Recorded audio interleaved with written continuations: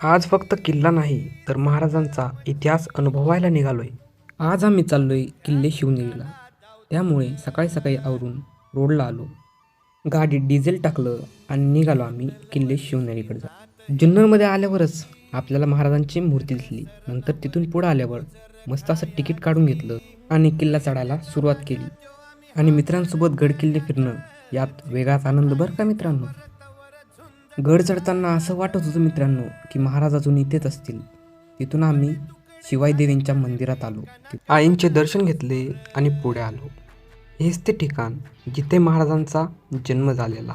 हा तो पाळणा, हा तो किल्ला. पाळण्याचे दर्शन ते करून आम्ही खाली जायला निघालो.